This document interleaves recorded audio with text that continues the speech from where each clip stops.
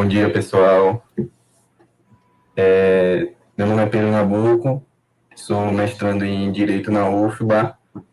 Vou apresentar a mesa do projeto de pesquisa Decisões Trágicas e Justiça Poética, coordenado pelo professor Antônio Sá, juntamente com...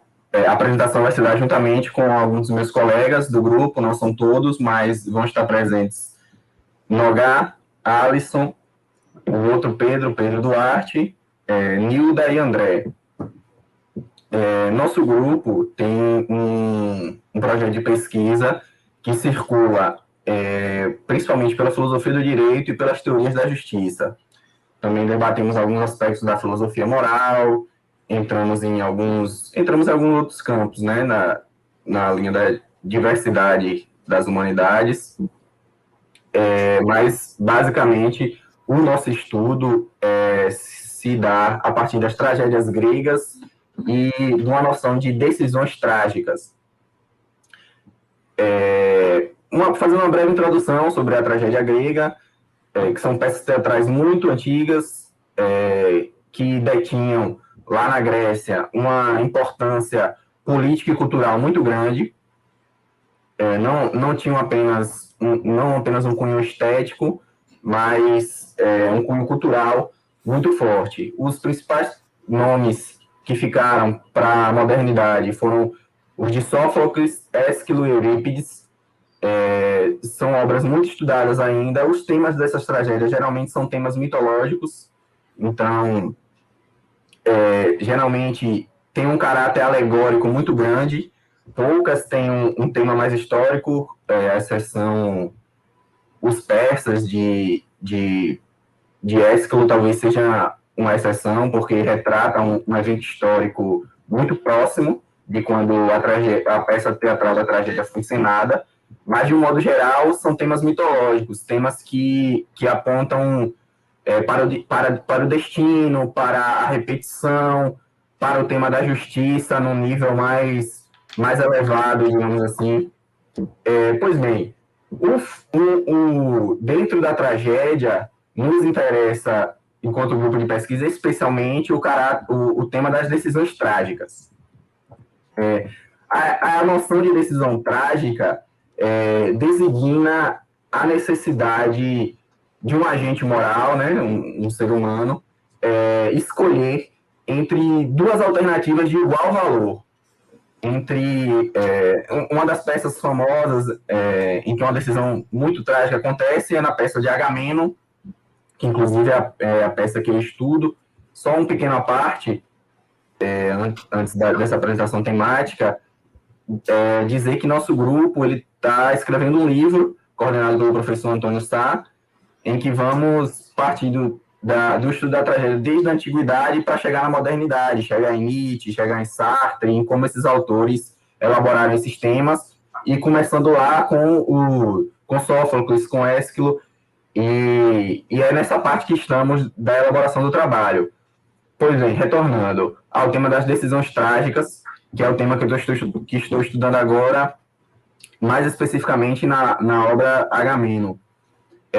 Agamemnon, em um dado momento, para resumir um pouco a obra, tem um momento em que ele tem que decidir entre seguir a viagem com a tropa dele ou sacrificar a filha por uma imposição da deusa.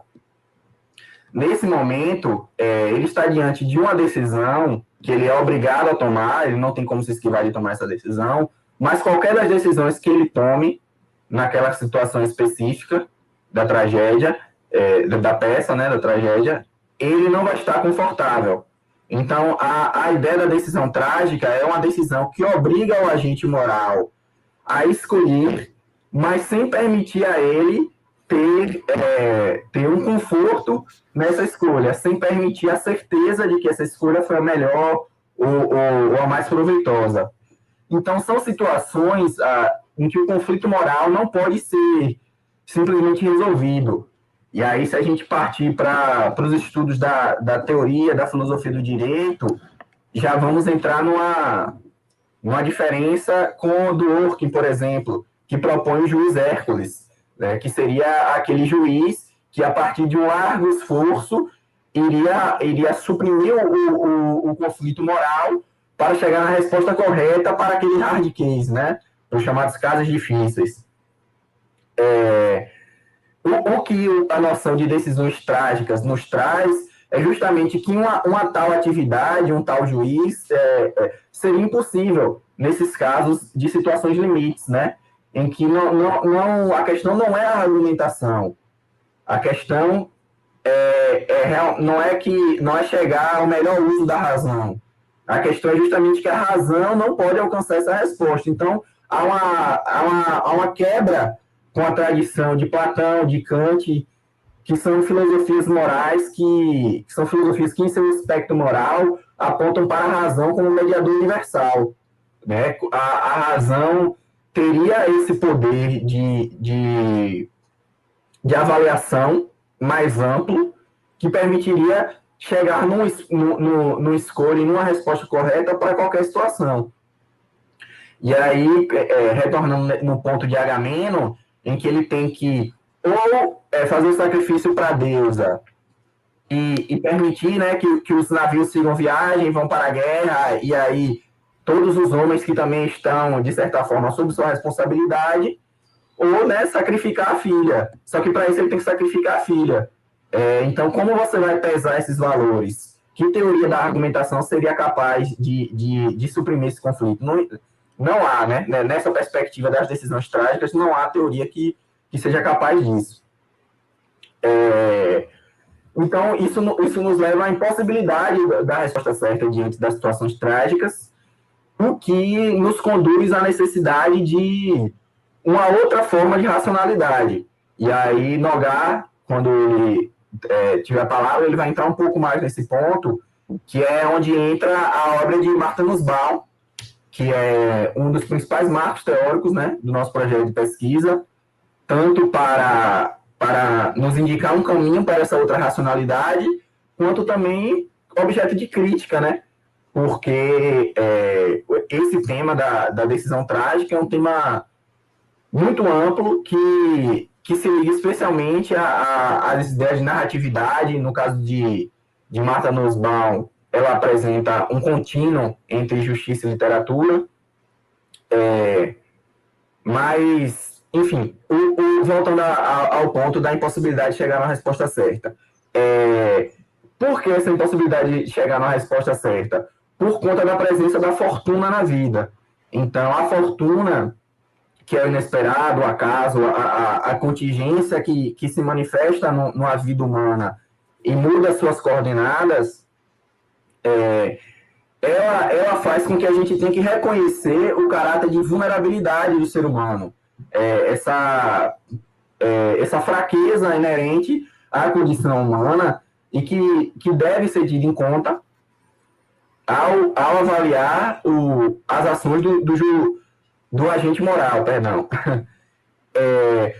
Na situação atual, o coronavírus, pandemia, a gente pode pensar como um evento trágico, que também nos conduz a decisões trágicas, enquanto administradores, enquanto, por exemplo, governadores, administradores, têm que lidar com decisões de caráter material, de caráter econômico, que, não obstante exista um aporte científico para nos fornecer uma melhor resposta para certas situações, talvez em outras situações a presença desse agente da fortuna, desse agente externo incontrolável, nos remeta ao dilema de Agamenon, nos remeta ao dilema das decisões trágicas, da ausência de uma resposta certa ao tempo em que existe a necessidade de agir.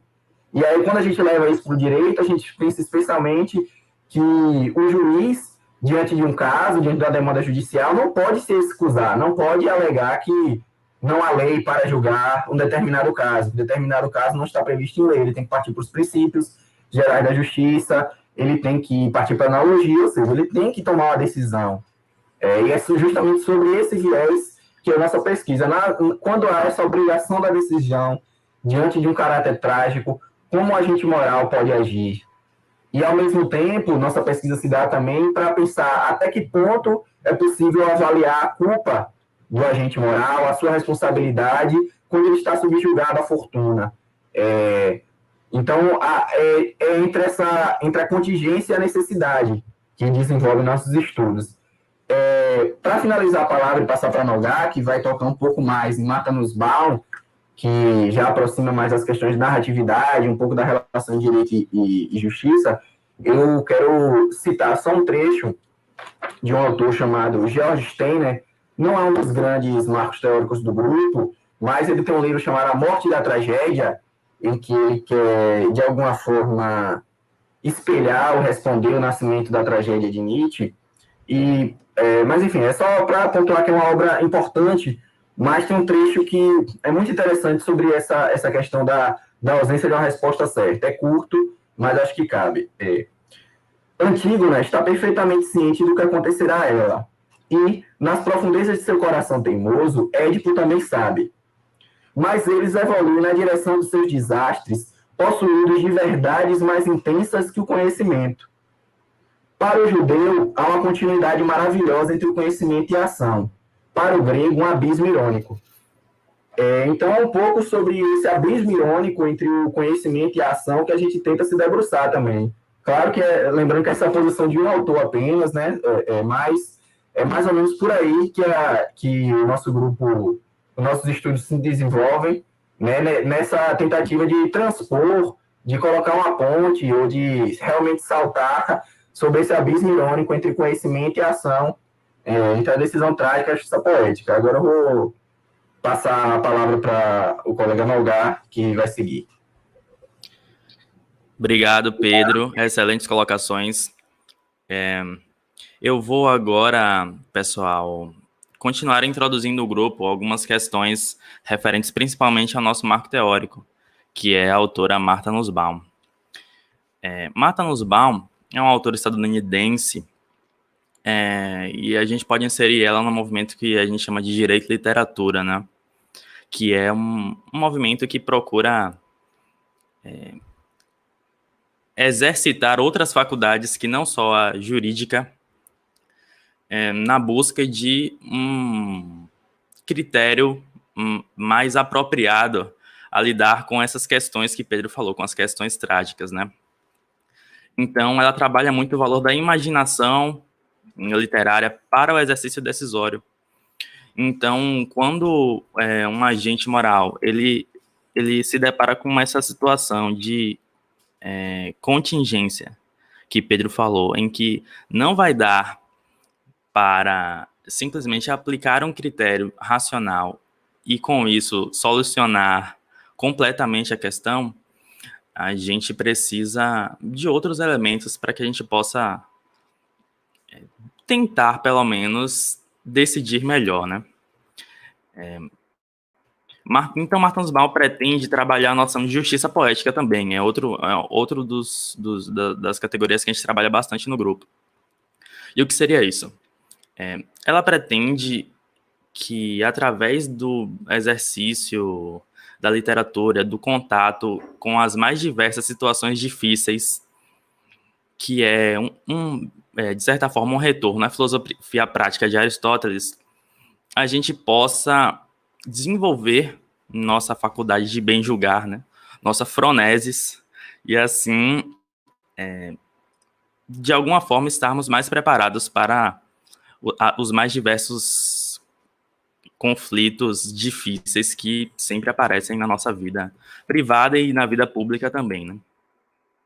Então, Martha Nussbaum, ela se insurge contra um pensamento de simplificação do direito, de simplificação de questões da vida. Como o Pedro estava falando, Agamenon, ele tem uma decisão muito difícil, ele não pode simplesmente decidir qualquer das opções que ele tem e ficar bem com isso, né? Então, a menos que ele simplifique muito a questão, como ele faz, né? Ele simplifica muito a questão, ele escolhe totalmente a vida pública sobre essa questão particular dele. E isso acaba por ele ser julgado pelo coro, né? Ele continua culpado, mesmo tendo essa decisão.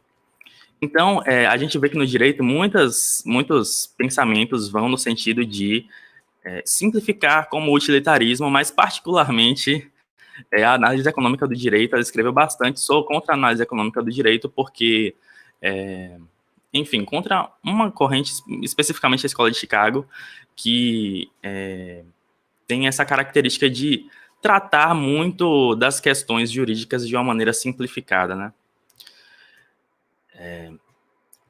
Então, ela se coloca numa posição de combater esse tipo de pensamento, porque, para ela, as decisões não podem, você não pode simplesmente seguir um único critério e deixar de lado toda uma complexidade. Por exemplo, como o Pedro falou, na tragédia grega, diferentemente da tradição de Platão, existem muitas contradições, como existem muitas contradições na nossa vida atual. E isso acaba por nos colocar em situações muito difíceis, que a gente não pode simplesmente resolver com o exercício da razão. Então, o que ela propõe é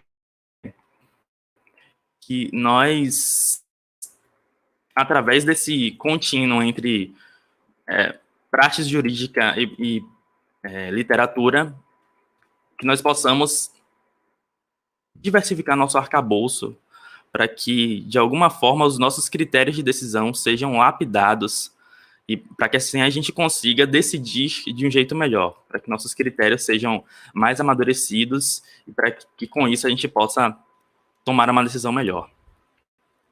Como o Pedro falou, nós estamos desenvolvendo um projeto de pesquisa, né? Ainda estamos nos textos clássicos. Se eu não me engano, o texto cronologicamente mais adiantado no tempo é o que eu trabalho com Alisson, que é o Satíricon, que ele foi escrito ali no período do reinado de Nero, né, década de 50, 60 depois de Cristo. Mas, por enquanto, paramos aí. Esses textos, todos eles têm um enorme de situações das mais decidindo questões muito difíceis. Essa introdução aqui será especificamente nos textos que nós analisamos individualmente no grupo. Espero que vocês gostem da apresentação, e é isso aí.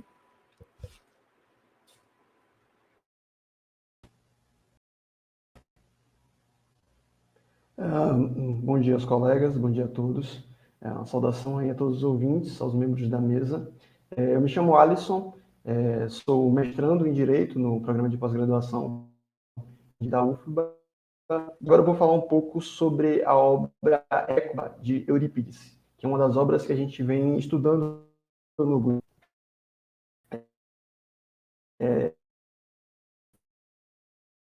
Não para o filósofo do porque isso porque o interesse em trazer para o ele quis transformar o palco do teatro num salão de debate.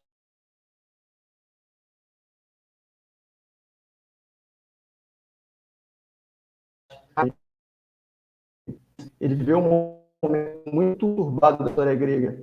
Ele viveu, e a maior parte de suas obras foi escrita durante o período da Guerra do Peloponeso, que foi um momento de declínio da... Então, ele acabou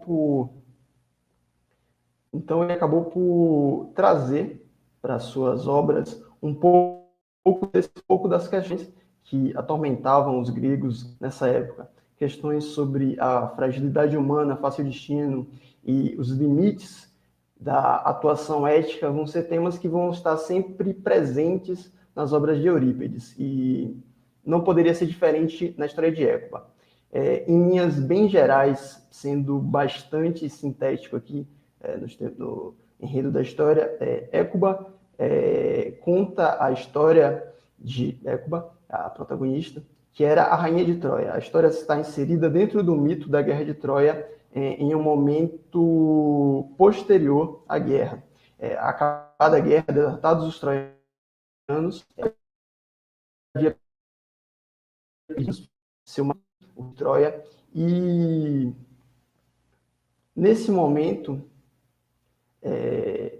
a história vai tratar sobre como ela lida com mais duas perdas.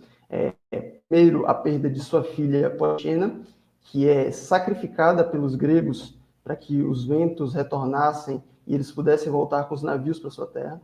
E, mais adiante na história, a perda de Polidoro, seu filho mais novo, que antes da guerra havia sido confiado a Polimestor, que era um dos amigos da família de Écuba, que, com a derrota dos troianos, trai a confiança de Écuba e de todos os troianos e acaba por matar Polidoro, jogá-lo no mar.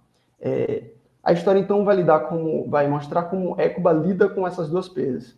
E toda a questão ligada à deliberação e como ela vai lidar com tudo isso. É importante para entender no contexto da história que, para Écuba, essas duas perdas, tanto a perda de Polixena como o sacrifício, tanto o assassinato de Polidoro, para ela acabaram por representar uma enorme justiça dentro do que ela entendia. Aqui uma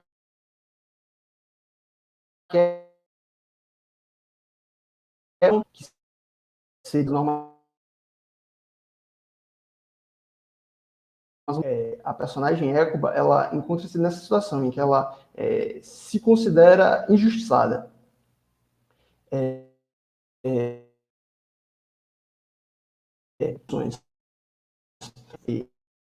E não as duas posições que Écuba, posição que é a posição Écuba guarda bastante semelhança também com o que pensava o filósofo Platão, que é a ideia de que o indivíduo, quando ele é bom, quando ele é virtuoso, ele vai conseguir manter essa virtude independente de qualquer situação, independente de qualquer bem ou qualquer circunstância pela qual ele venha passar. Écuba, no começo da peça, assim como Platão, defendiam essa ideia, entendiam que se você é bom, você vai ser bom em qualquer circunstância.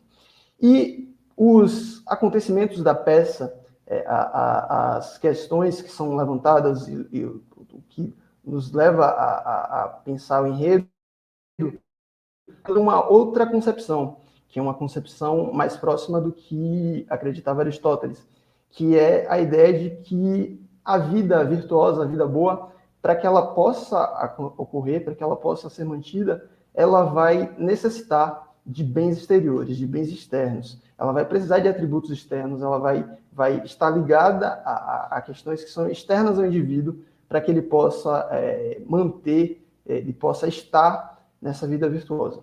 O que acaba por expor as pessoas mais facilmente ao destino, já que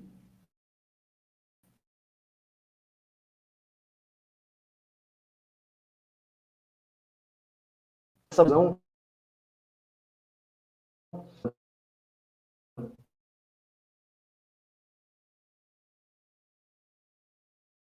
já por ter virtude, por ser uma pessoa virtuosa, ela continuaria assim, independente de qualquer situação. Mais à frente na peça, ela, face a todas as injustiças que ela passa, face a todas as privações,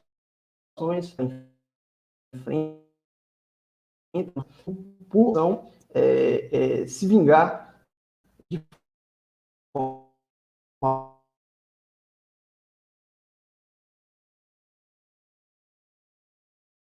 bastante constante.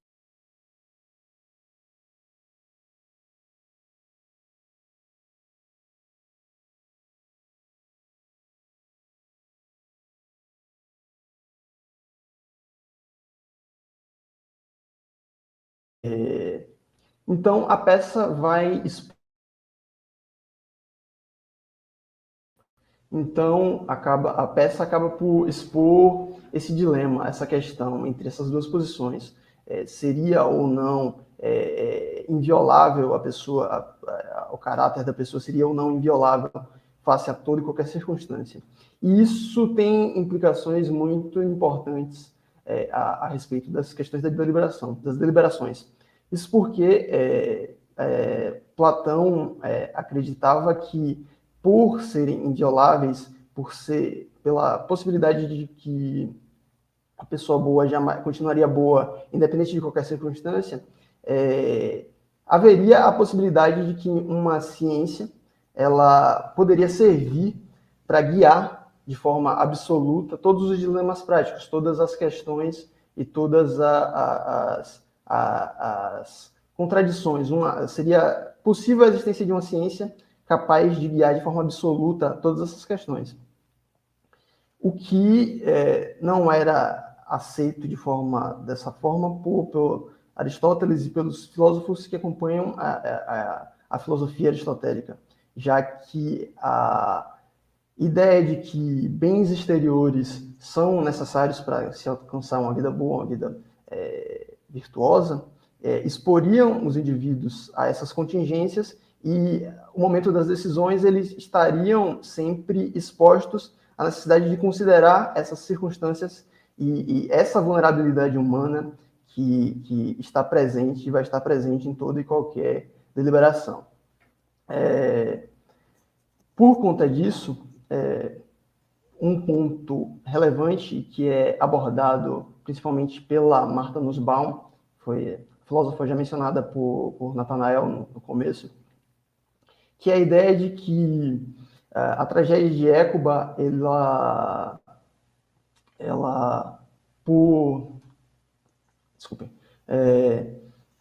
se dá pela ausência de um ambiente que pudesse responder às mudanças no destino, às mudanças na contingência e, especialmente, às injustiças a que Hécuba considera ter passado. Então, é um ponto a que a Martha Nussbaum é uma tecla que a Martha Nussbaum vai sempre tocar, a falta de um ambiente que pudesse responder a esses problemas, esse problema da vulnerabilidade humana, esse problema da vulnerabilidade ao destino.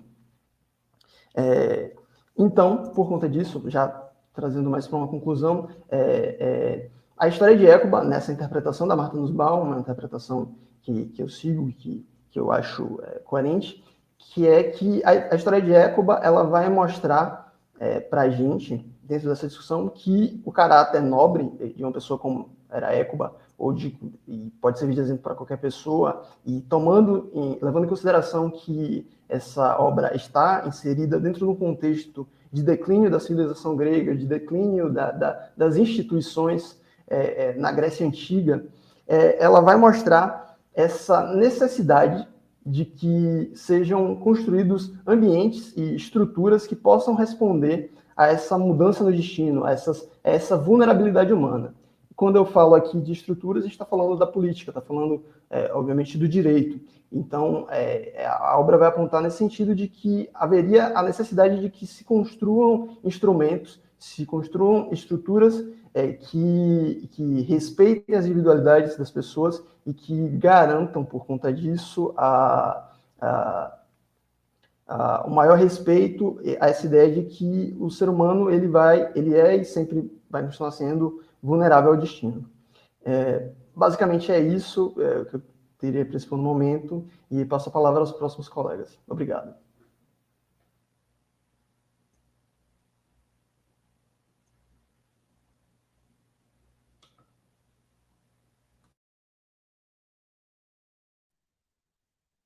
Pronto, o microfone estava mutado, gente. Olá, bom dia a todos. Eu me chamo Pedro Duarte, eu sou mestrando em Direito pela Universidade Federal da Bahia, e o título do meu trabalho é Sêneca e a Reescrita de Medeia de Eurípides. Um conflito entre razão e paixão? Não sei. Vamos ver. Bom, gente, para quem não conhece, Medeia é um texto clássico que conta a história da própria Medeia. Após as suas aventuras com os argonautas e após a sua separação de Jasão, o argonauta famoso mesmo, o herói. E ele foi escolhido para se casar com a princesa de Corinto, que é Creusa, a filha de Creonte. enquanto eles estavam ali num caso, né, digamos assim. Eles já tinham filhos, já tinham um relacionamento mais estável, se separaram porque Jasão, como um grande herói, foi escolhido para ser marido da princesa de Corinto. Enquanto Medeia fora condenada a deixar o seu marido, a sua casa, os seus filhos, para ser exilada de Corinto. Então, essa é mais ou menos a história da tragédia de Medeia. Medeia que vivera tantos momentos com Jasão, ser jogado simplesmente fora pelo marido e pelo reino onde ela vivia, depois de tanto tempo, porque simplesmente seu marido iria se casar teria sido cotado para casar com a princesa de Corinto. Mas bem, falando um pouquinho agora sobre Martha Nussbaum, né? Como nossos amigos já citaram um pouco, eu resolvi trazer alguns pontos dela no começo, para ficar mais fácil de identificar, até mesmo no nosso trabalho.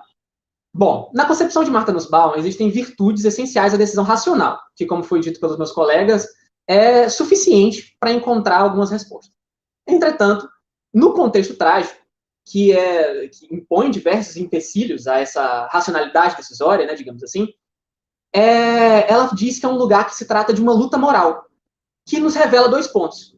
Revela a fragilidade da bondade, que é, inclusive, o título de um dos livros dela, e a corruptibilidade do caráter, que são dois pontos em questões que nós temos de trabalhar dentro desse texto de Medeia.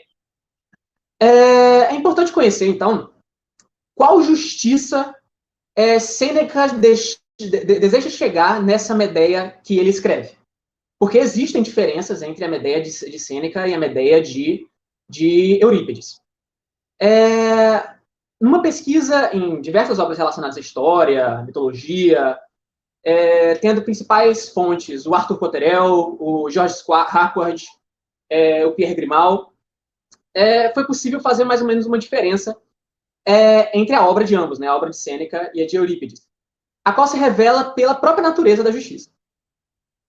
Enquanto na Grécia de Eurípides, Temis era uma representação válida do que seria considerada essa justiça, a justiça estava muito associada à lei, à palavra da lei, à letra da lei, ou aos decretos dos reis, a voz dos reis, a palavra dos reis, que essas eram, de fato, as regras que aconteciam, né, que eram impostas às populações.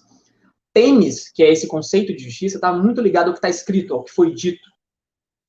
Enquanto a justiça romana, mais próxima de Sêneca, ela, inclusive no seu mito, que foi modificado, né, após o silogismo da mitologia romana com a grega, ela apresenta um distanciamento dos mortais, um distanciamento físico. A própria deusa que caminhava na Terra deixou de caminhar e foi ao céu.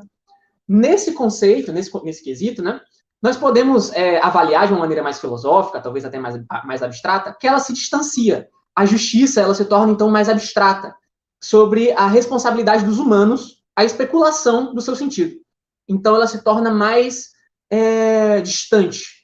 Ela não é mais aquela representação da lei, ela está mais na hermenêutica, está mais na discussão e no seu próprio sentido de justiça. Então, em comparação com a obra grega de Eurípides, fica clara essa mudança da personagem de Medeia em Sêneca, que assume um semblante de jurista, digamos assim. Quando ela debate com Creonte e com Jasão, ela apresenta bons argumentos contra a sua pena em Sêneca. Enquanto em Eurípides ela se tratava de uma mulher aparentemente mais frágil, que chorava. Nesse ponto, ela debate propriamente com os dois sobre a sua pena. As quais incluem, né, ideias que incluem desde a noção de que é mais justo que haja um julgamento bipartido. Quando ela discute com o próprio Creonte, ela fala que ele não é justo, ele não está sendo um rei justo, porque não está dando a ela um julgamento bipartido, na versão de Sêneca. E até mesmo a ideia de que 2 culpados por crimes semelhantes devem ter penas semelhantes. Quando ela discute com Jasão, ela diz por que diferencia 2 culpados? Porque na cabeça dela, como ele e ela cometeram os crimes juntos, na época que ambos eram os argonautas, ele também é culpado pelos crimes. De modo que ela tem bons argumentos para representar, para tratar do seu exílio de Corinto. Medeia, em Sêneca, é inicialmente menos sensível. ela é menos a bruxa, porque, como, não sei se vocês sabem, ela tem alguns poderes, né? Ela consegue, ela tem meio que a bênção de Circe, né? Então ela fala sobre alguns encantamentos, então ela é meio bruxa, digamos assim. A Medea em Sêneca, ela é menos sensível, ela é menos bruxa e ela é mais virtuosa, ela é mais racional. Ela está tratando do problema com argumentação. Ela não está naquele sentido de... Ela não está decaindo nas suas paixões, ela não está caindo na raiva ou na tristeza. Ela não está apelando aos sentimentos de ninguém. Ela está trazendo bons argumentos para conseguir fazer com que sua pena seja ou reduzida ou removida, para que ela não seja afastada de seus filhos, por exemplo. Mas bem, por outro lado, ao fim da obra, quando nenhum dos seus argumentos é ouvido, Medea cai por terra ao ser envolvida pelo sentimento de ira.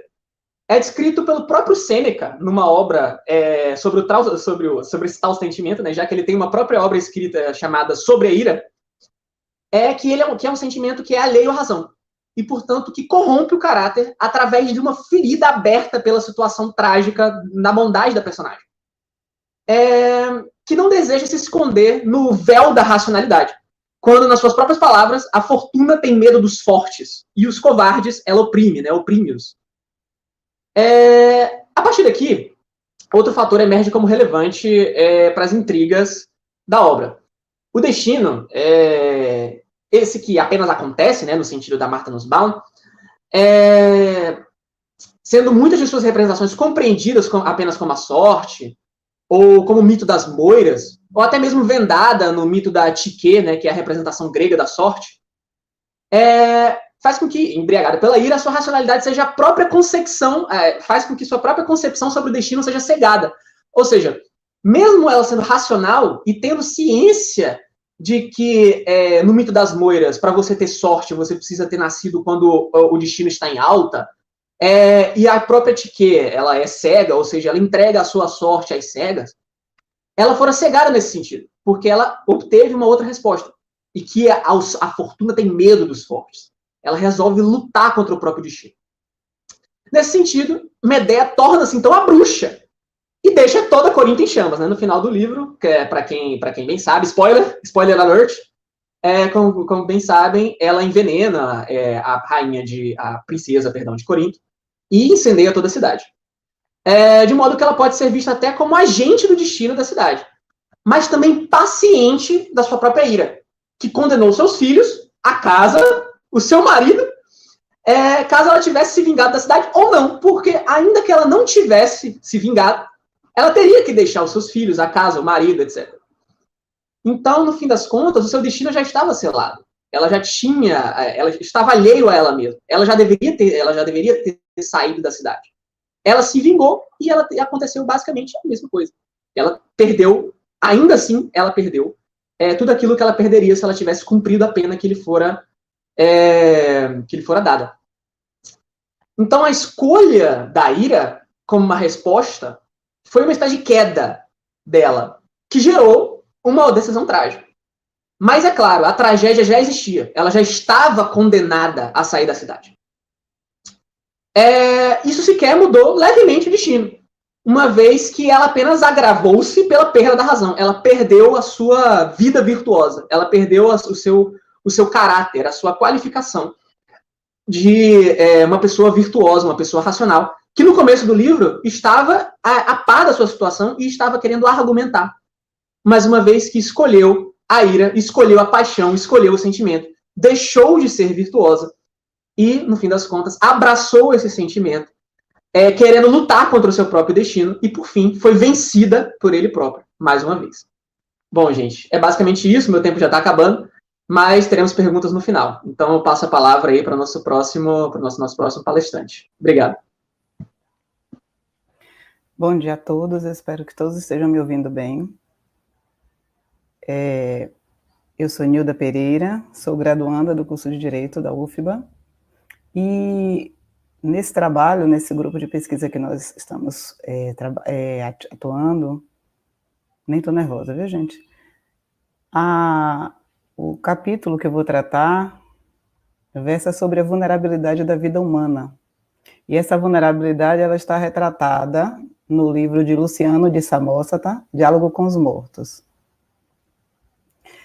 esse livro, ele foge um pouco de todos os outros trabalhos, porque se nós considerarmos como ponto de partida a concepção de tragédia adotada por Martha Nussbaum, adotada também pelo professor Antônio Sá, que é aquela clássica onde as pessoas se identificam com o personagem, porque consideram que ele é uma pessoa como outra qualquer, mas que está sofrendo uma ação injusta que deriva de suas próprias ações anteriores, mas que ele não tinha um controle total.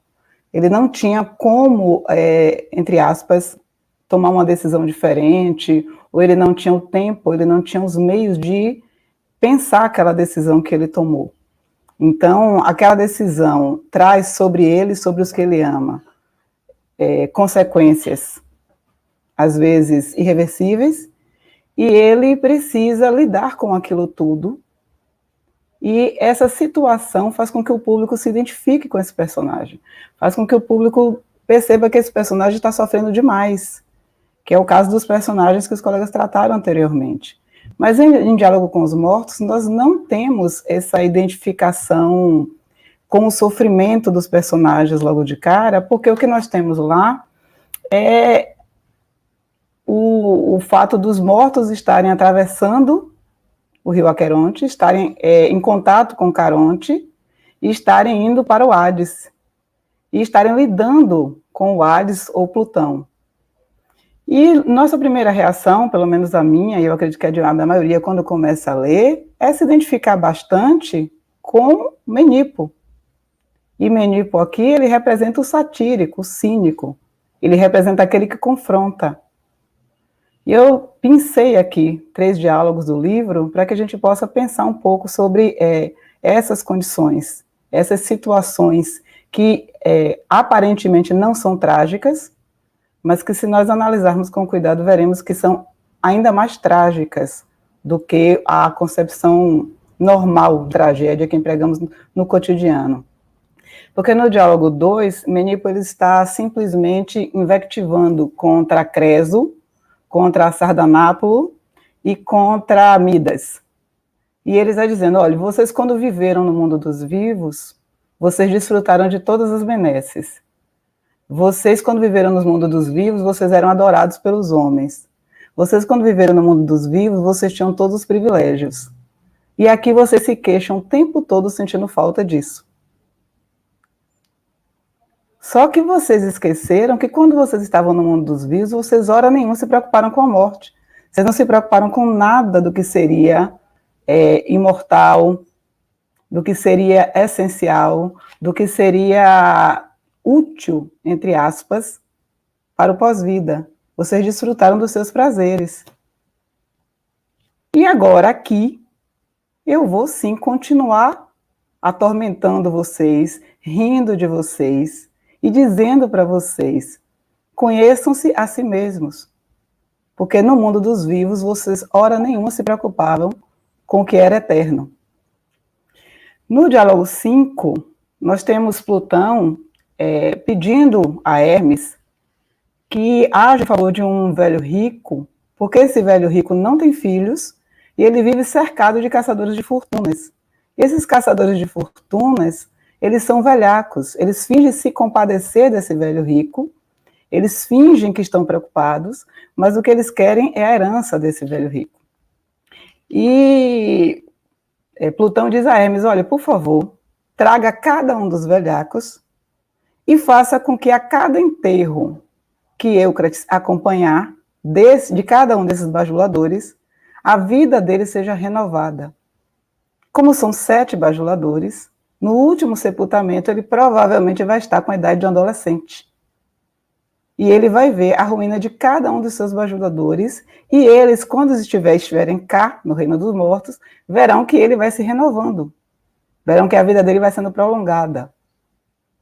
No diálogo 6, temos um bajulador, que não é o mesmo dos que bajulavam o velho Eucrates, mas trata-se de Terpsion. Ele bajulava um outro velho rico chamado Túcrito, e esse bajulador morreu, também por ordem de Plutão, porque também não aguentava mais a velhacaria das ações dele. E esse bajulador, ele argumenta que é absolutamente injusto que um velho rico fique desfrutando da sua riqueza, quando ele já não pode mais nem aproveitar essa riqueza corretamente, enquanto que jovens como ele não têm acesso a essa riqueza. E ele diz, não, o certo seria que esse velho morresse primeiro e que nós, os jovens, tivéssemos acesso a essa riqueza. Então, num primeiro momento, a gente não consegue se identificar com esses mortos, porque a gente diz, poxa, que pessoal terrível, que pessoal, como é que se diz? Estou procurando um termo que não seja um termo machulo, porque não cabe aqui. Mas, na realidade, são pessoas de uma moralidade totalmente perversa, de uma moralidade que a gente não se identifica logo. Pelo contrário, a gente rechaça esse tipo de moralidade, amoralidade ou imoralidade, a depender da concepção de cada um. Mas, na realidade, quando a gente para meditar sobre a obra, nós estamos vivendo hoje dias bem parecidos. A temporalidade da obra é perceptível na situação que nós vivemos hoje. Porque nós temos hoje um debate premente sobre quem nós devemos privilegiar. Se jovens, que têm chance de cura, têm chance disso, chance daquilo, que são menos atingidos por isso ou por aquilo, que fazem parte da população economicamente ativa, e etc., etc., ou se devemos respeitar a idade, devemos respeitar a experiência, devemos respeitar a história de vida de pessoas que talvez não sejam mais tão úteis, entre aspas, para a sociedade, mas que fizeram por onde desfrutar do respeito da sociedade, porque possuem uma contribuição, elas possuem uma trajetória. Por menos importantes que seja a vida de um idoso, ele tem uma história, ele tem o seu período de contribuições, de edificações, de erros, de desacertos, de infortúnios, que também precisa ser respeitado. Então, esse debate entre o utilitarismo, entre essa moral voltada para a contribuição que um jovem pode dar, esse debate voltado para o escárnio que nós sentimos quando vemos aqueles que nos oprimiam sendo devidamente atingidos pela roda do destino, esse debate eu considero muito atual. E o que chama mais atenção nessa obra, para mim, é a questão da igualdade trazida pela morte. Porque todos nós já ouvimos falar sobre isso em grau maior ou menor, seja por meio da filosofia, por meio da religião, por meio do próprio bom senso, que a morte iguala a todos. Mas aqui nessa obra nós temos algo muito interessante, que Menipo não foi igualado a todos pela morte. Ele foi um dos poucos que pôde atravessar o Aqueronte com aquilo que levou. Porque aquilo que ele levou foi considerado por Plutão como não só leve, não só suficientemente portátil, como perfeitamente útil para ser utilizado no reino dos mortos. Enquanto todos os outros tinham que se despir para poder caber no barco, para que as suas bagagens não fizessem afundar o barco, Menipo foi encorajado por Plutão a atravessar com tudo que possuía. E é interessante que nós, apesar de sabermos que a morte é inexorável, nós não nos detemos sobre essa reflexão. Se o que estamos aqui amealhando terá algum tipo de utilidade do lado de lá. Até porque nós não temos muita ideia de como é do lado de lá. Então, nos deixamos prender pelas questões da vida aqui. E ao pensar sobre Menipo e sobre o fato de que a igualdade da morte não atuou sobre ele, pelo contrário. Ele que aqui no mundo era desprezado, ele aqui no mundo era escarnecido, no reino dos mortos, ele passou a ter um poder que ele jamais teve. Porque ao passo em que ele foi igualado a todos aqueles poderosos, a todos aqueles semideuses considerados no mundo dos vivos, ele também ganhou o poder de tratar com eles de igual para igual, que ele nunca havia desfrutado na Terra. Então é muito interessante, para concluir a minha reflexão, que se nós pensarmos que a ideia básica de tragédia, é que a gente consegue se identificar com o personagem, eu acredito que provavelmente o personagem com que mais nos identificamos em Diálogo com os Mortos seja Menipo. Porque acredito que todos nós gostaríamos muito de estar aparelhado com aquilo que é essencial para garantir uma vida tranquila no mundo dos mortos, seja qual for o mundo dos mortos que nós acreditamos. Então, Menipo aí, ele já aparece como uma espécie de herói, ao qual desejamos nos igualar e pelo qual torcemos durante toda a leitura do livro.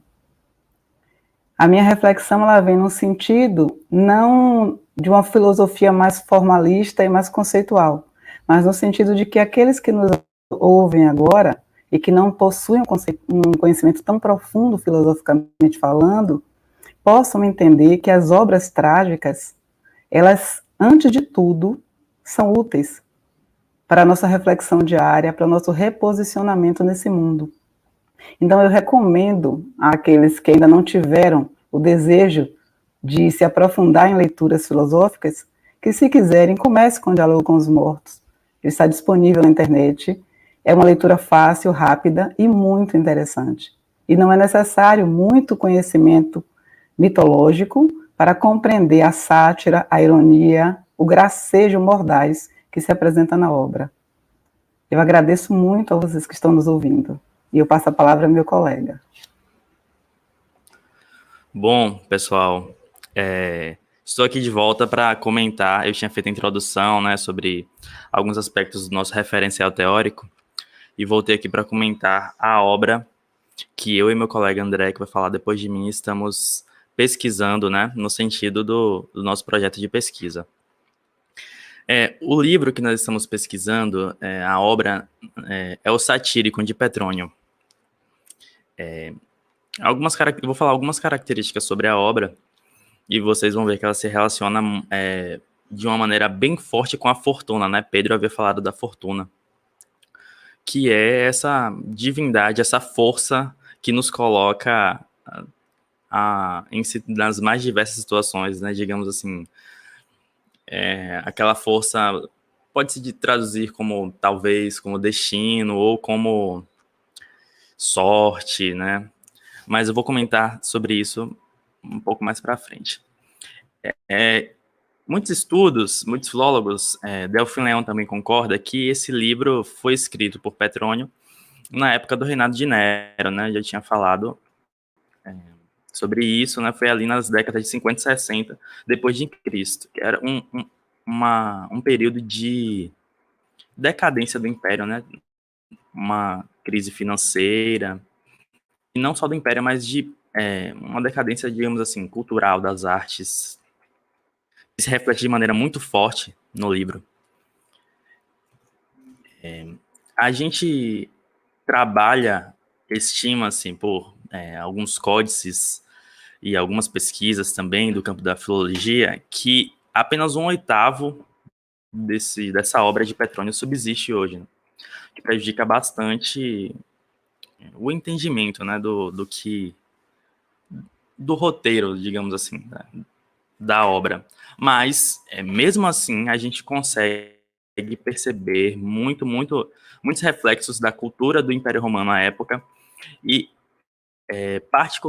particularmente no que toca ao tema do grupo de pesquisa, da força da fortuna nessa obra.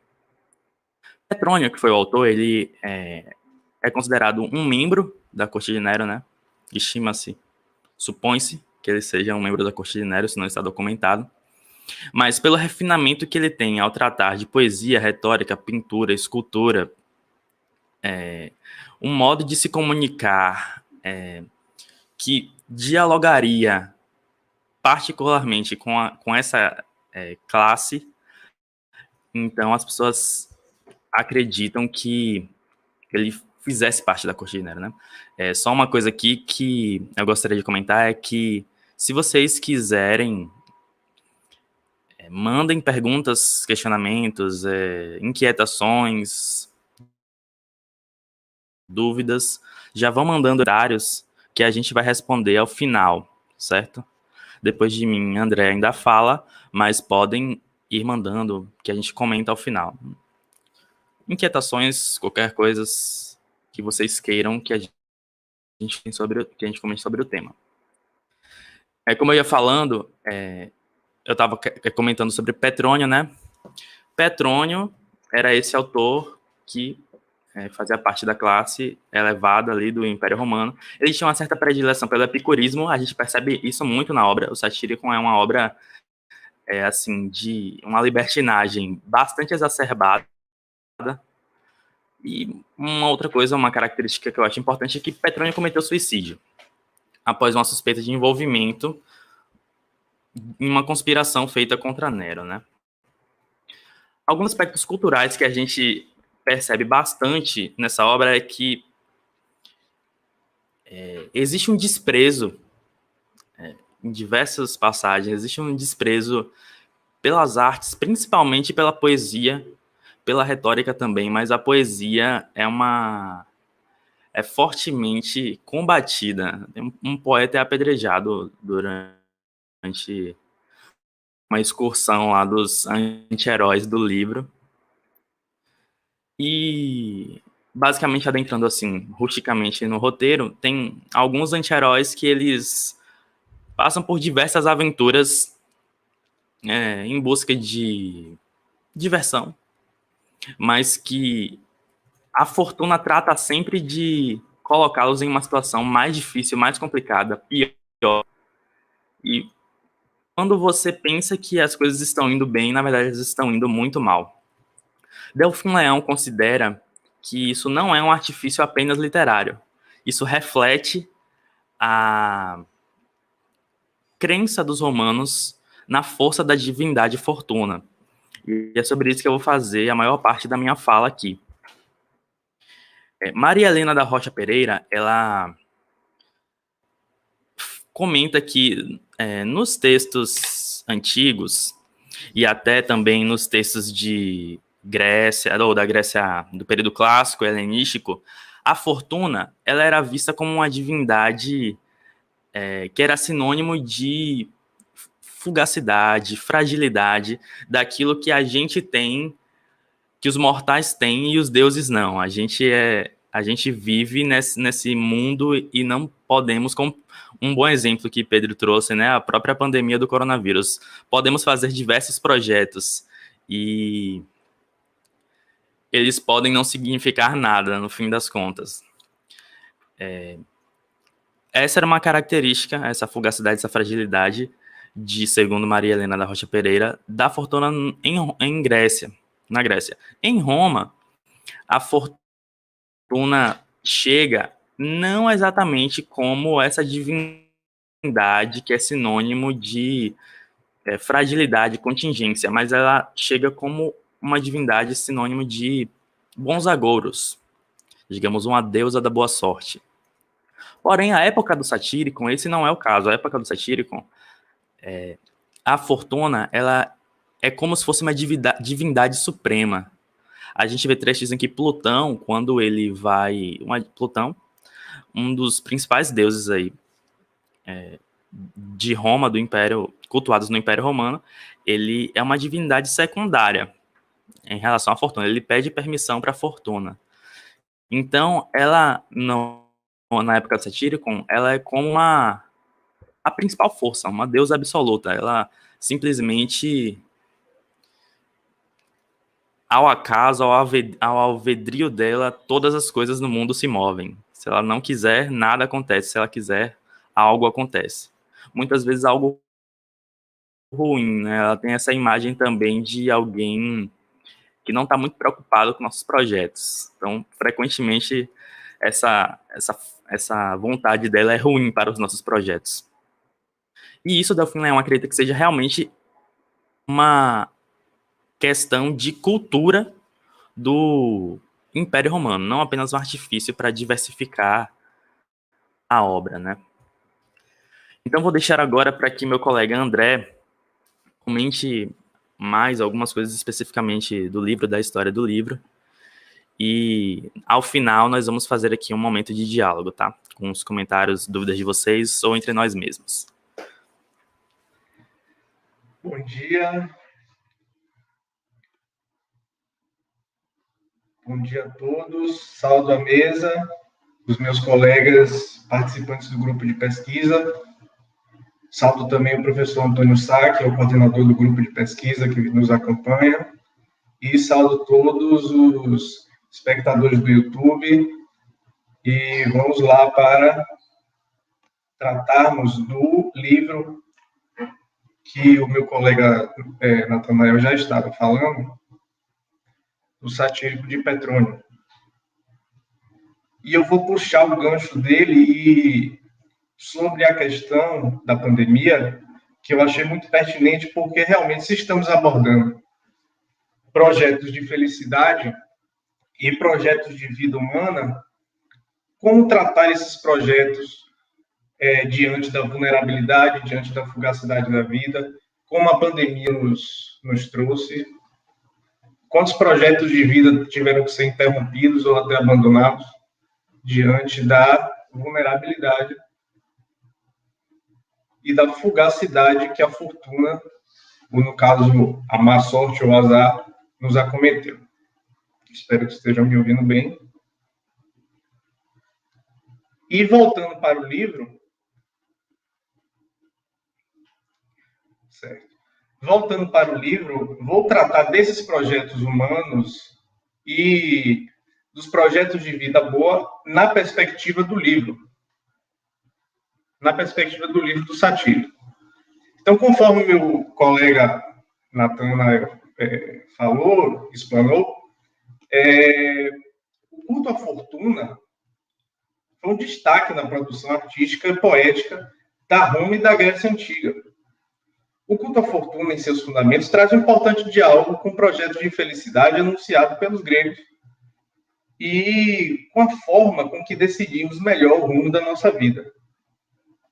Como fazer melhor, então, como escolher melhor em determinada situação, como melhor deliberar, porque se você delibera melhor, sua vida é melhor. Se você sabe escolher de forma mais sábia, sua vida também pode se tornar mais sábia e mais feliz. Isso diante do projeto de vida greco-romano. Mas, diante da tragédia e da fortuna, como lidar com a vulnerabilidade dos nossos projetos de vida?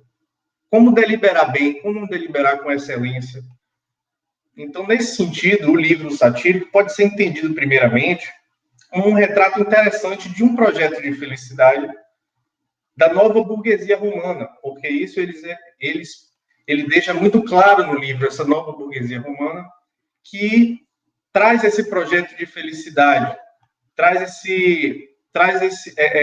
essa vontade do prazer carnal, da gula, do imediatismo, da ostentação. Então, para ilustrar melhor, eu vou citar aqui um capítulo do livro em que o personagem principal, que é Encópio é um jovem, e é um jovem, digamos assim, e como o meu colega falou, ele é um anti-herói. Ele é um anti-herói na melhor acepção do termo, pois ele, digamos assim, se mete em todas as trapalhadas que vocês podem imaginar, e uma dessas trapalhadas foi se meter numa ceia, ou melhor, num jantar de outro personagem chamado Trimalquião. Trimalquião, e ele sabe, o Encópio, quando ele se envolve no jantar, ele vai à espera de fartura, de comida, de um bom papo, de, digamos assim, boas companhias. Antes, chegando lá, ele se depara com o Trimalquião, que é o anfitrião do jantar, e que é um verdadeiro bonachão. Ele se acha o maior poeta da história do mundo. Ele ostenta de forma feroz diante dos convidados, e ostenta riquezas. Ele é mal educado, ele é inconveniente. Então, o primeiro choque que Encópio tem quando chega no jantar é se deparar com essa figura que é o anfitrião do jantar. E esse anfitrião, além de ser extremamente inconveniente, ele já começa o jantar bêbado, falando todo tipo de loucura que você pode imaginar e recitando poemas que nem existem. E tropeçando no meio de cada recital. Eu vou tentar recitar um poema dele para vocês verem o nível da loucura. Ele clama: ó sorte humana, Muito pensando sei e nada somos. Nada mais é do que um leve sopro à existência. Presa de osso, esse será de todos nós o aspecto. Vivamos, pois, enquanto gozar podemos. Ele fala presa de osso se referindo à imagem da morte. Então, ele é um tergiversador, ele fala sobre tudo e sobre nada e se acha a pessoa mais culta do mundo, de forma que se torna extremamente inconveniente.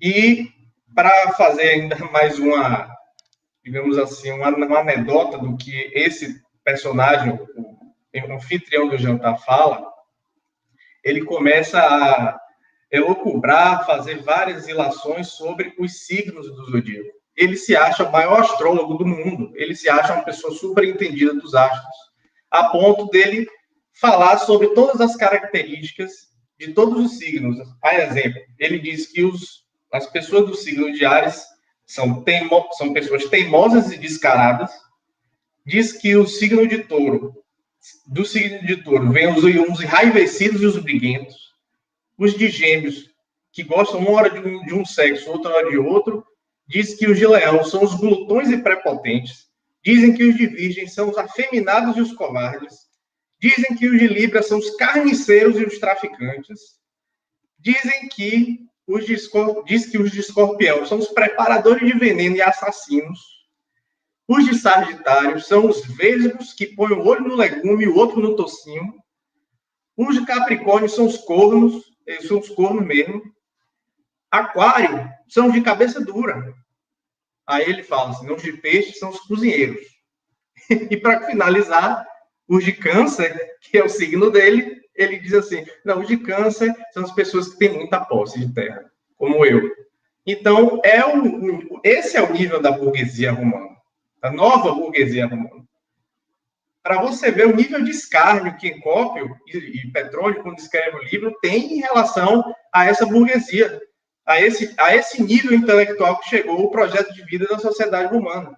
E ele escreve com o maior escárnio do mundo. Aí, eu posso citar aqui outro poema que Trimalquião fala.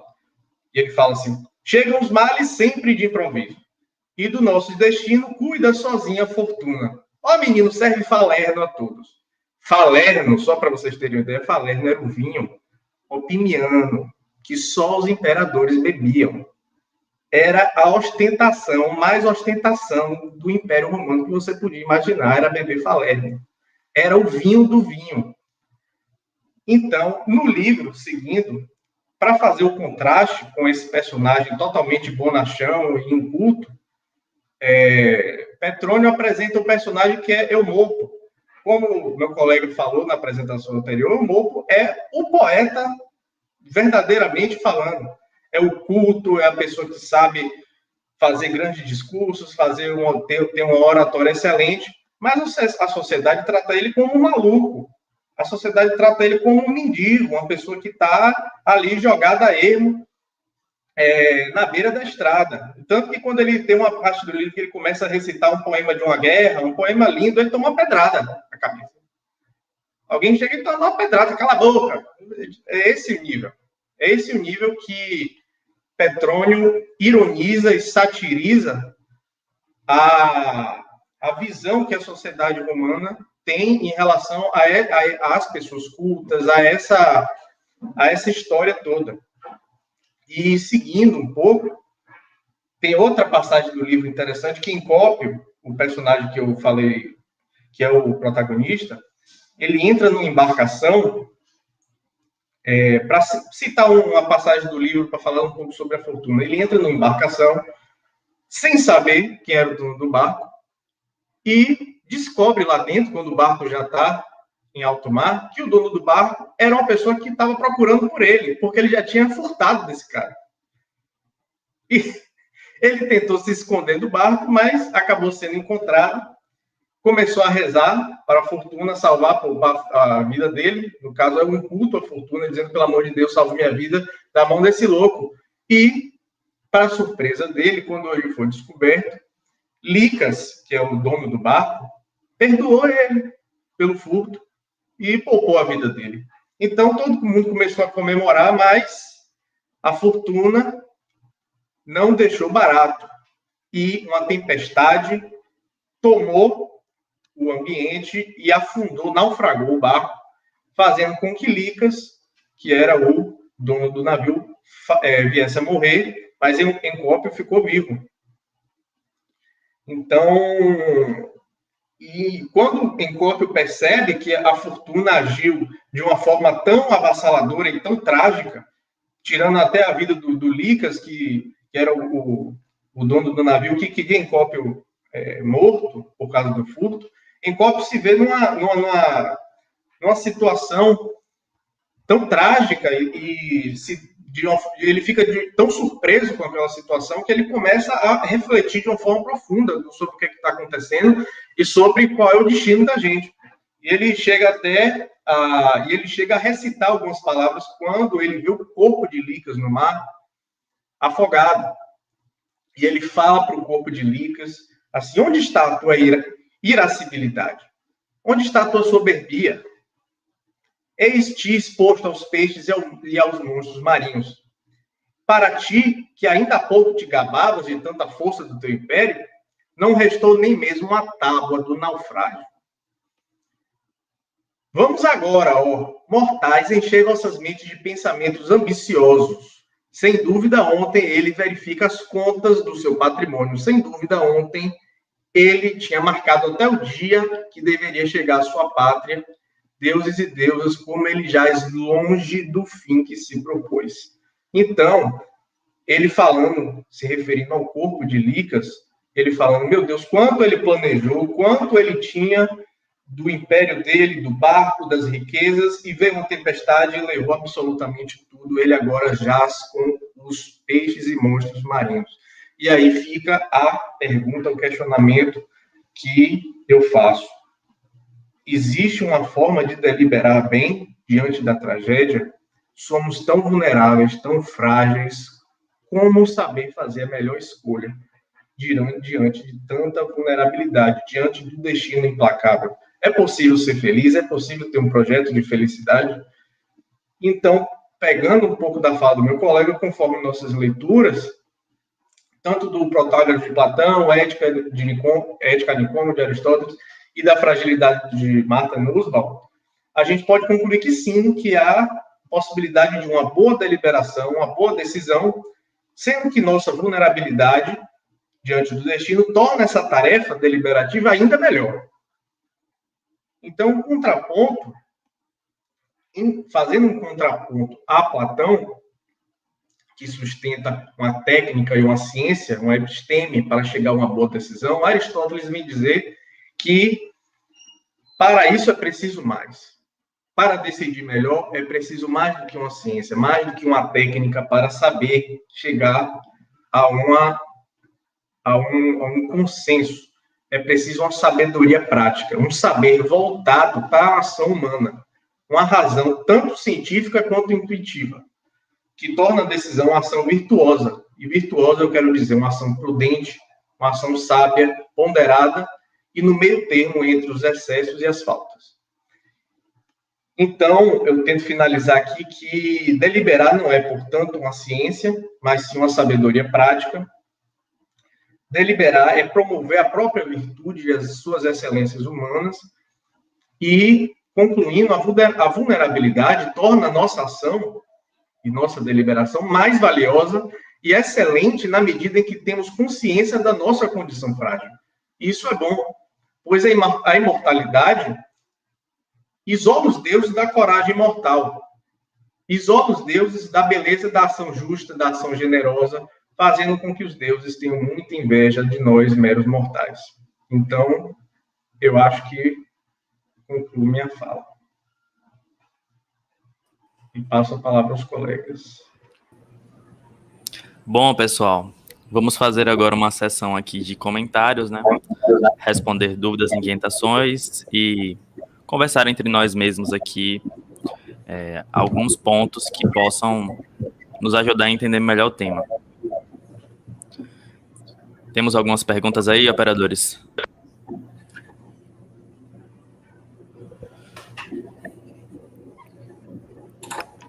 Então, Mirella pergunta aqui: de que maneira a tragédia nos ajuda a resolver problemas concretos? Alguém se dispõe aí a responder? Pergunta muito difícil, né? Eu acho que não ajuda, né? Não ajuda propriamente no sentido de indicar caminhos ou algo do tipo. Eu acho que nos coloca diante da incomensurabilidade de certos problemas e da necessidade de uma ação sem a certeza. Eu acho que a tragédia vai tornar um problema concreto tão pequeno que a gente vai até esquecer que seja um problema. Porque eu acho que a tragédia é o maior dos problemas. Não, no meu entender da pergunta, ela está falando de um problema trágico e concreto, né? Mas vamos aqui para a pergunta 2. Fiquei interessado em saber mais contrastes entre a análise econômica do direito e a proposta teórica de Martha Nussbaum. Quais as principais oposições? É interessante. Comentário cirúrgico, viu? Eu acho que... Pode falar.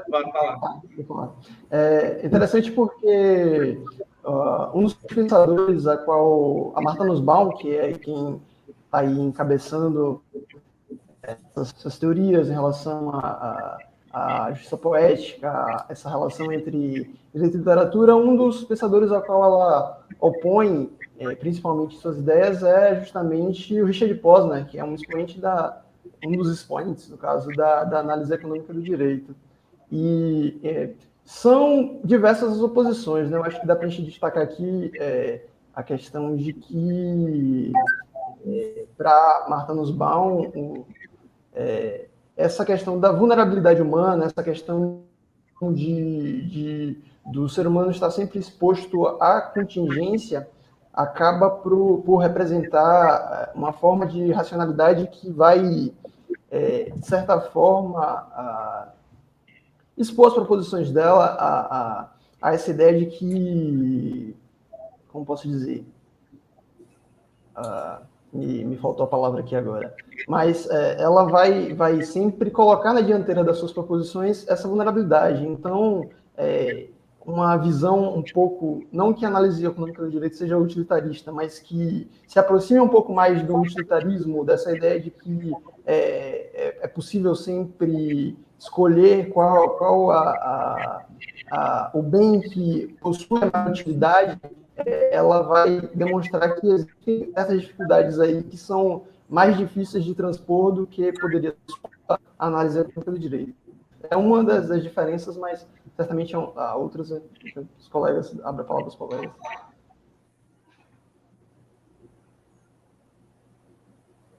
Nilda estava comentando aqui de fundo, inclusive, que podem ser duas teorias consideradas até similares em alguns quesitos, né? Porque, de certa maneira, você pode pensar na racionalidade de maneira econômica, calculista, digamos assim, e você pode colocar racionalidade no sentido das virtudes, como Aristóteles, já que ele era um grande retórico, filósofo, matemático, inclusive, também. Mas eu penso que existe uma oposição, justamente quando a gente fala de virtudes. Porque, querendo ou não, a análise econômica do direito, fundamentada quase especificamente na economia, né, fundamentada no dinheiro, entre aspas, né, nós podemos, acaba entrando em oposição com algumas das virtudes que são debatidas pelo próprio Aristóteles.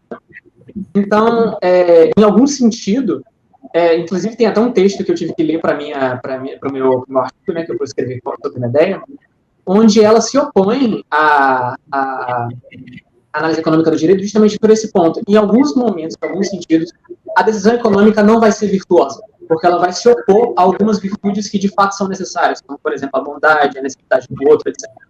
Então, ela se volta contra alguns desses pontos, apesar das dois tipos de decisão das teorias serem voltados para uma espécie de racionalidade.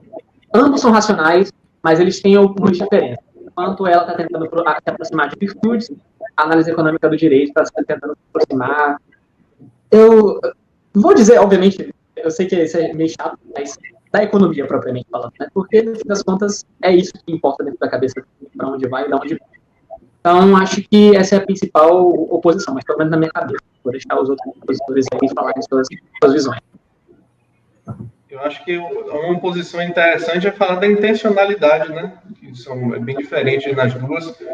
Tanto que na análise econômica existe a intencionalidade clara do utilitarismo, da finalidade de aplicação do direito com finalidade específica à economia, enquanto na Marta existe uma intencionalidade por fundamentar, né? Existe uma intencionalidade axiológica. Isso, exatamente. Eu lembrei o nome do texto, é Serpente.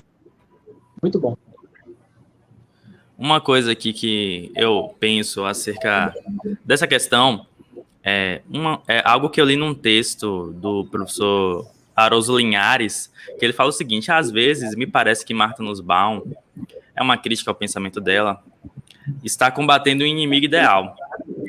Eu não tenho essa impressão assistindo ou lendo ela falando da tragédia, né?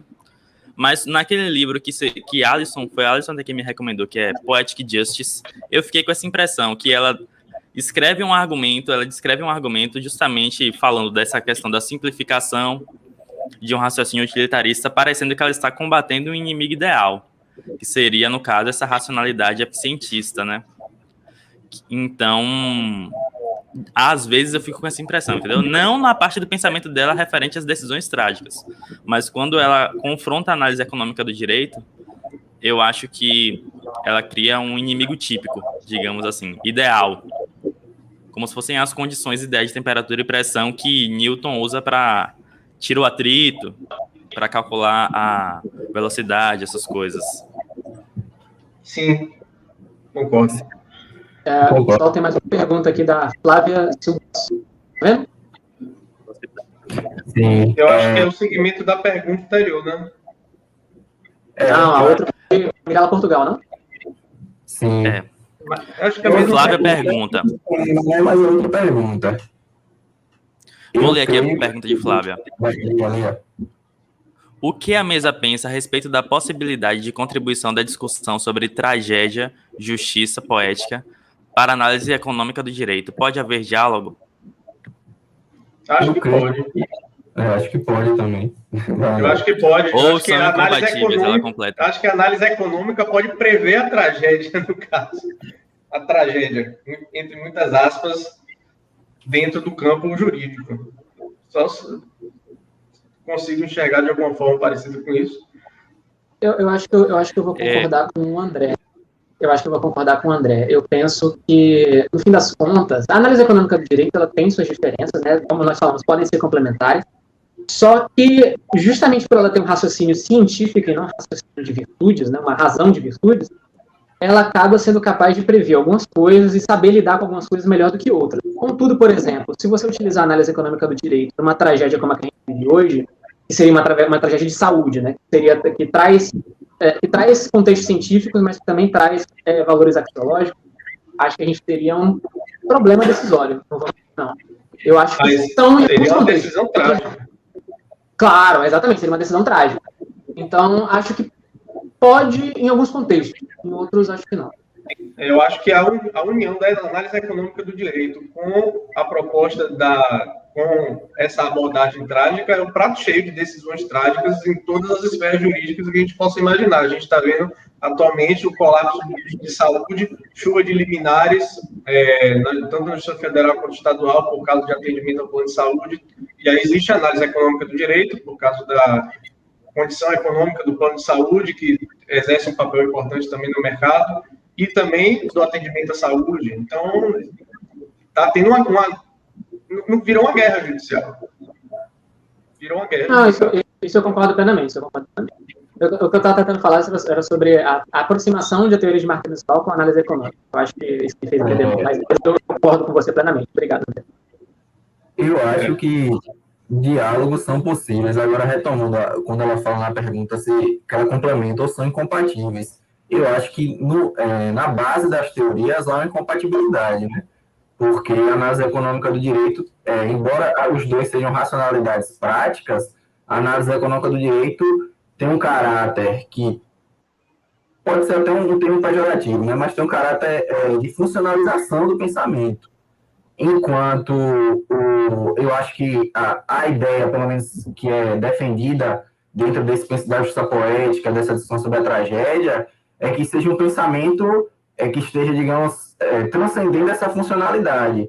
Um pensamento, como os colegas já pontuaram, né, no sentido axiológico, no sentido de virtudes. Agora, é claro que isso cabe um debate muito grande, né, se realmente os termos são esses, se a funcionalização, suposta funcionalização, implica numa redução axiológica, né, tudo isso cabe um debate. Mas eu acho que, digamos assim, são os dois principais pontos de diferença. Concordo. Concordo também. Acho que... As perguntas não. Não, sem mais perguntas. Eu só queria pontuar que sobre essa compatibilidade, eu penso assim, os dois movimentos, né, o direito à literatura e a análise econômica do direito, eles tentam preencher alguma espécie de lacuna do campo jurídico, né, ou pelo menos que não seja uma lacuna, mas um aperfeiçoamento. Então, na medida em que eles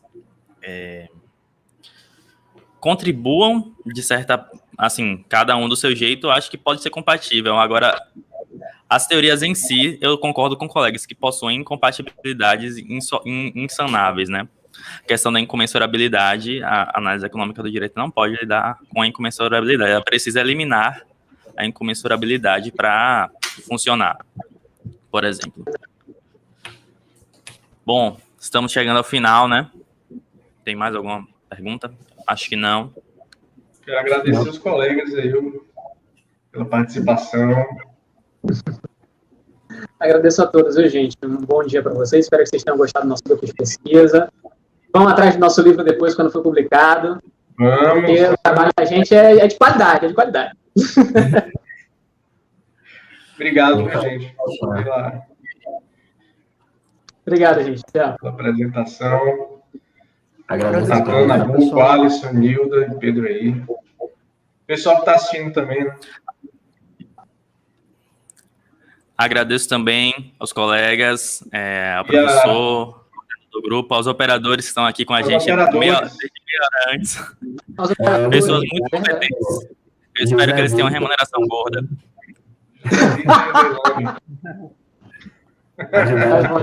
Obrigado mesmo, de verdade. Eu mesmo não tinha entendido nada desse aplicativo. Obrigado. Tchau. Tchau, gente. Pessoal, obrigado, professor, pelos comentários. E bom congresso a todos, galera. Tchau, tchau. Tchau. Tchau, tchau, pessoal.